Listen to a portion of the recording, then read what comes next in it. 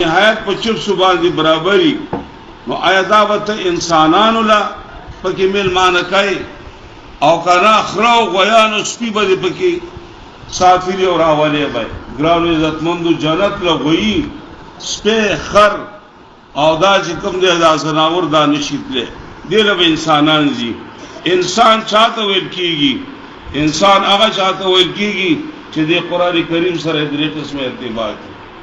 د دین زیاته خبره ستاب زین باندې لګیو کنه لګیږي د دې شرافت او عزت مانه او کنه مانی د دې اهمتریت مانه او کنه مانی د دې عظمت مانه او کنه مانی دا ستا کار دی رسول الله صلی الله علیه وسلم ته الله پاک وایي وانه لذکر لك ولقومك وسوف تسالون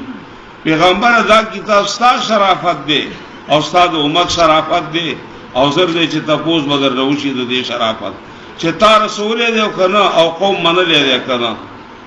د ترمذی حدیث ته اشراف امتی حملۃ القرآن زما د امت شریف ترین کسان هغه دي چې قران کریم بزان را بار کړي دي علما او عملا نو چې او سړی قران کریم بزان باندې نه باري او شرافت دې وکړ نه کړ الله ورته وی رسول الله صلی الله علیه وسلم ورته وی دا شریف دی هغه وی ناز ما رضالت پکار دی ګرانو عزتمندو دا ډیر بهترین کتاب دی په دې چې څومره زور ولګای دا ډیره وړه خبره ده ګرانو عزتمندو دا نهایت بهترین کتاب دی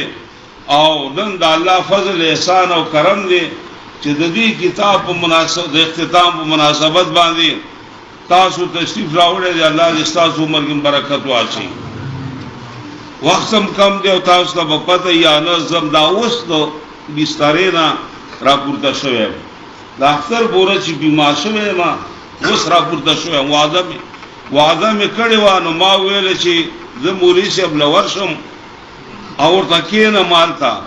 درانه کار کې د کار را نه واخلا کنه کې دا ځینې مې درکړی دا او خپل وعده مې وفا کړی دا نو خپکهږي مکه کوم نه څه کم کبه راته هغه به د بیمارتیا په وجه باندې کوم صورتونه چې تلاوت شو ګرانو عزتمندو دا دریوانه صورتونه دی عالم لوتلو په تفسیر او ترجمه خدای یو دوه قسمه کارگزاری بیانوي یو کارگزاری تاسو ته بیانوي د قوم ته یو مونږ ته بیانوي قوم ته کارگزاری داسې بیانوي چې لکه دا ما چې تاسو د قران کریم وخو په لفظ او معنا سره نو داس ما دوستان نورم شته دي چې هغه دې کتاب خدمت کوي نو موږ له دعوت راکړه چې تم راشه دا درې سورتونه تفصیل کا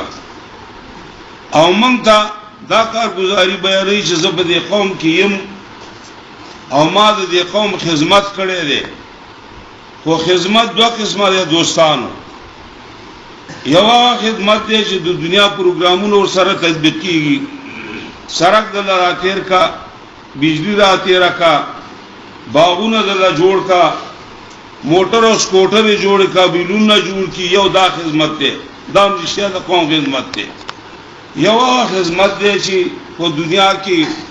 بهترین د مخلوقات او بقاو د قوم خدمت هغه انبیاء علیهم السلام انبیاء علیهم السلام هم د قوم خدمت کاو او هغه چې د قوم خدمت کاو هغه داسې خدمت کاو چې دا مخلوق دا قوم عزیزان د خالق سره آشنا کول او هغه سره خپلوي او ارتباط دای تعلق ساتو سره ګرانو عزتمندو کله چې انسان دا الله سره تعلق پیدا کی او داغه په پربولو پروګرامونو باندې رفتار ونکا نو بیا دغه انسان یقینا د زناور نډیر وانه کوي د درندگانو نډیر وانه کوي یو له وچ بغړ باندې راخلاشي چې ډیری وਹੀ لسوي او یو انسان چې مخالف شي او وران شي او د الله احکامونه مني نو نه تاسو بسترګو ګوري په زرګونو کله کومي تباہ دا د لیوانو نه بتر دا د غویانو نه د سکونه بتر دا د زناورو نه بتر دا نن دنیا کې چې امن ختم شوی دی دا ولې ختم شوی دی امن زبکاله کې ریګم ته په کوڅه کې ریږي هغه پاغه ځای کې ریږي ابل ورځ شیخ الحدیث زنجان صاحب دا ولی مرشو چا مړک د صد لپاره مرشو کوم مقصد وو اخر د چا په حقو دا وجه دا چې په دنیا کې وحشت او بربریت بیا اندازې تر رسیدلې دي چې هغه د الله سره تعلق او ارتباط نه لري که الله خلقو پیژاندې په دنیا کې او به هغه دار پیژاندې چې ما د پاره جوړ شوی دی زدا خبر ډیره کوم قران کې یو دعا آیات دي د سړي زړش کې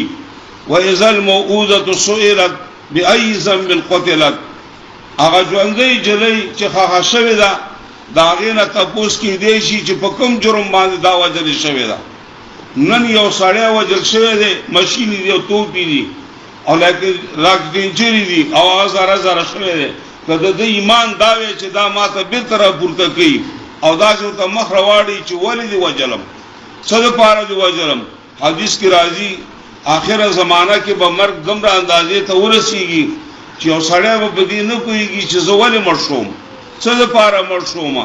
او هغه سړی هم نه کوي چې دا مې ولې مړ او د څه لپاره مې مړ او په